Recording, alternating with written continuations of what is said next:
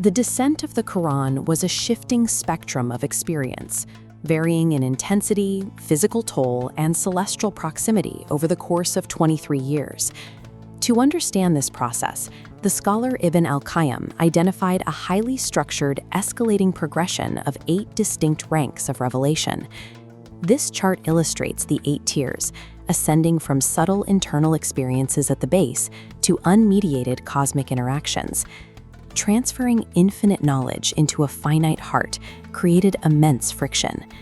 In these middle tiers, physical pressure on the prophet increased exponentially. Tracing this specific sequence is the only way to comprehend the literal and metaphorical weight that defined the reality of prophethood.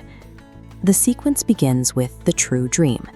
This internal starting point allowed the prophet to receive clear visions during sleep, serving as the gentlest introduction to divine contact. The second rank moved into waking life, but remained non-visual. An angel would cast the divine message directly into the prophet's heart and mind, bypassing the physical senses of the body entirely. The prophet described this specific experience as the Holy Spirit breathing into his consciousness, exactly as recorded in this authentic tradition. This stage established a specific theological decree, the absolute assurance that no soul dies until its earthly provision, its full measure of sustenance, is completed. This revelation carried a direct command: seek your livelihood with righteousness, and never let the delay of your provision drive you towards disobedience. These initial internal stages functioned as psychological conditioning, fortifying the human vessel before the physical encounters reached a crushing intensity.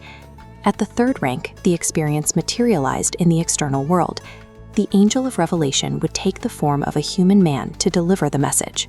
Because the angel adopted a human likeness, this stage was conversational enough that the prophet's companions could occasionally witness the event. The fourth rank brought a terrifying escalation. Here, the revelation arrived with a sound like a ringing massive bell, a piercing, overwhelming frequency. The bodily reaction was extreme. Even on intensely freezing days, he would be profusely sweating from the sheer effort of receiving the transmission. This physical weight transferred to his surroundings. If mounted when the revelation descended, the animal would buckle and collapse under the immense downward pressure. In one instance, the prophet's thigh rested against his companion Zayd bin Thabit. Zayd described the weight as so dense that he felt his own leg would be crushed. The ringing bell stage represents the limit of human biology. It is the maximum frequency the human frame can endure while remaining on Earth. To reach the final stages, the narrative moves away from human physics and disguises, entering the realm of unfiltered celestial realities. At the fifth rank, the prophet witnessed the angel in his original true form, a scale that broke human comprehension and completely overshadowed the horizon. This overwhelming visual encounter only occurred twice, both instances documented in the verses of Surah An-Najm. The sixth rank occurred entirely above the heavens during the night journey. It was in this spatial elevation, beyond the earthly realm, that the mandate for prayer was established. Moving beyond the physical boundaries of Earth was a prerequisite for receiving these highest tiers of divine law. The seventh rank is the absolute pinnacle of established revelation, direct speech from the Creator without any angelic intermediary.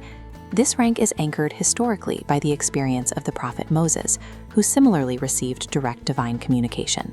There remains a debated eighth rank, the concept of direct, unmediated speech without any veil between the Creator and the prophet, a matter of deep theological discussion.